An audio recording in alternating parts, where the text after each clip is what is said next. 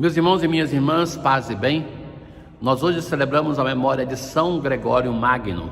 Recordemos-nos que são aqueles santos que sucederam os apóstolos e que são os padres da igreja chamados, e que entre eles nós temos 4 grandes. Um deles, por isso o nome Magno, é São Gregório.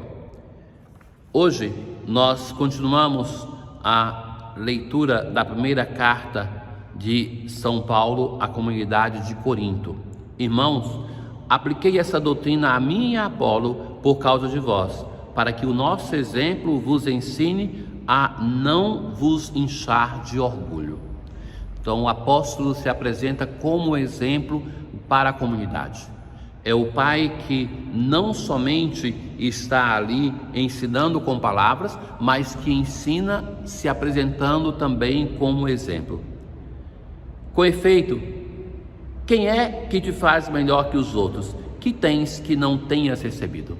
Tudo aquilo que nós temos, recebemos pela graça de Deus. O apóstolo vai admoestar a comunidade a respeito da humildade que devem ter em relação ao outro. E o texto do apóstolo Paulo hoje, na leitura, é muito pesado, que faz ver que ele é maltratado pela comunidade, que se sente orgulhosa por aquilo que tem e não acolhe plenamente o seu evangelizador. Na verdade, parece-me que Deus nos apresentou a nós, apóstolos, em último lugar, como pessoas condenadas à morte.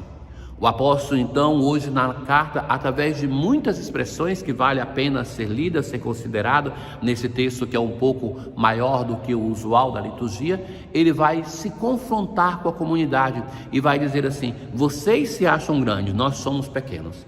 E já começa então com essa introdução, como pessoas, os apóstolos, condenadas à morte. Nós somos os tolos por causa de Cristo, os fracos, vós os fortes. Vós sois tratados com toda estima e atenção, e nós com todo desprezo, por causa de Cristo. O ser cristão não nos garante uma vantagem neste mundo. Isso o Evangelho vai insistir. Não nos iludamos, meus irmãos. Se a nossa fé cristã não incomoda as pessoas mundanas, é sinal que nós não transparecemos a vivência do Evangelho. É sinal que nós somos tais quais o mundo quer. Porque os cristãos, aquelas gerações que nos precederam, foram levados à morte por causa de Cristo, como Cristo foi, porque se tornavam pessoas incômodas para os palcos, para os púlpitos deste mundo. Nós somos chamados a sermos diferentes, a vivermos de acordo com Cristo, que não foi aplaudido por este mundo, mas que foi levado à morte de cruz, por causa da opção que fez pelo Senhor. Até a presente hora, padecemos fome, sede e nudez. O apóstolo transparece uma vida que para ele não é cômoda humanamente na comunidade de Corinto, mas que ele a vive por causa do Senhor. Tornamos-nos como que o lixo do mundo, a escória do universo até o presente. Escrevo-vos tudo isso não com a intenção de vos envergonhar, mas para vos admoestar como meus filhos queridos. É interessante isso, né? Porque depois de dizer assim, todo o maltratar que ele padece naquela comunidade, ele então se apercebe que é preciso agora dizer a realidade do seu sentimento. Meus filhos queridos. Sabe que uma coisa que me sinto de admoestar aos leigos das nossas comunidades, aquelas pessoas, não somente da minha paróquia, mas tantas pessoas que escutam, tenham para com os vossos ministros uma relação de afeto, de amizade, que se manifesta até mesmo no cuidado de levar um alimento. Sabe que as pessoas não se apercebem que muitas vezes na casa paroquial, nos conventos, é difícil até ter uma pessoa que possa cozinhar, que possa preparar e o compartilhar o alimento, como faziam com Jesus, e Jesus muitas vezes estava à mesa, é uma manifestação deste afeto, a atenção para com o seu ministro.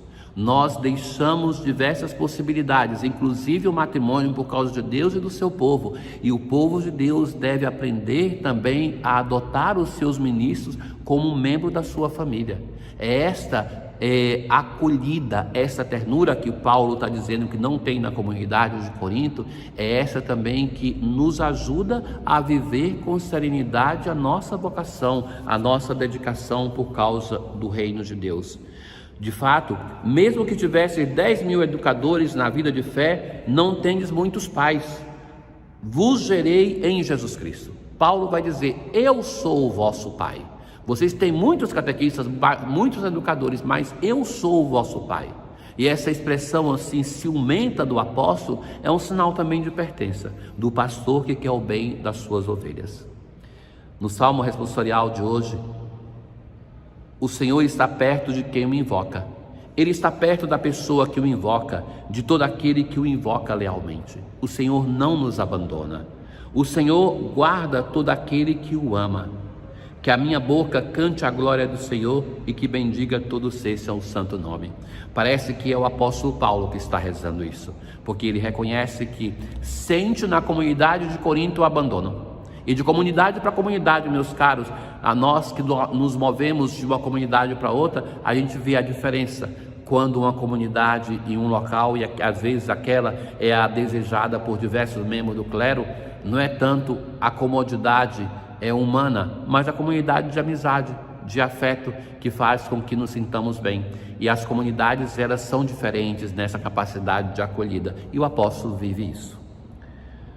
Na aclamação ao evangelho de hoje: sou o caminho, a verdade e a vida, ninguém vem ao Pai senão por mim. Jesus está em um dia de sábado, depois daquele confronto que nós já vimos sobre o jejum e a oração. Então agora Jesus com os seus passam através de uma plantação de trigo, e os discípulos de Jesus arrancam, comem e debulham as espigas com a própria mão. Os fariseus então vão chegar para Jesus e vai dizer: por que fazeis o que não é permitido em dia de sábado? Vão perguntar aos apóstolos. A pergunta aos apóstolos é para atingir Jesus, não é para atingir os apóstolos diretamente, porque eles compreendem com sabedoria que se estão fazendo isso é porque o mestre deles permite, Jesus. E Jesus então vai citar o texto de 1 Samuel. Jesus mostra que conhece a palavra de Deus e vai dizer do episódio que Davi, passando pelo local de culto com os seus companheiros, eles têm fome, e Davi vai pegar das ofertas que era destinada aos sacerdotes de alimento, vai comer e vai dar para os seus. Mas a conclusão do evangelho de hoje é: o Filho do Homem é Senhor também do sábado. Jesus se apresenta como aquele que é acima do sábado, é o Senhor do sábado, porque o sábado foi feito para o homem, a lei para o homem, e não o homem para o sábado, para a lei.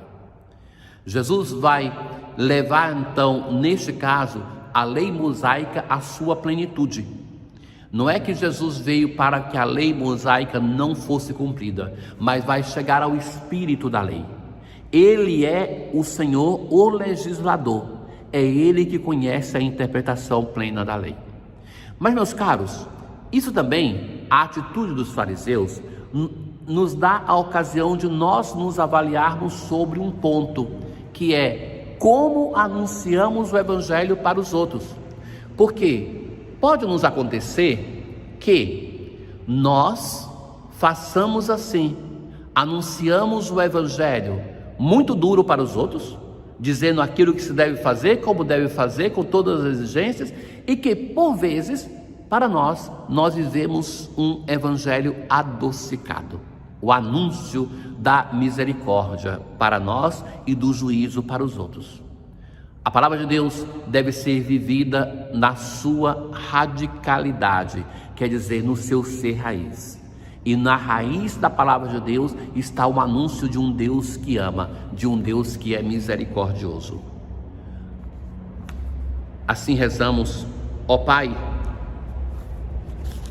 com a oração da coleta, Ó Deus, que cuidais do vosso povo com indulgência e o governais com amor, dai pela intercessão de São Gregório Magno o espírito da sabedoria àqueles a quem confiastes o governo da vossa igreja, a fim de que o progresso das ovelhas contribua para a alegria eterna dos pastores. Tenham todos um bom dia. O Senhor esteja convosco, Ele está no meio de nós. Abençoe-vos o Deus Todo-Poderoso, o Pai, o Filho e o Espírito Santo. Paz.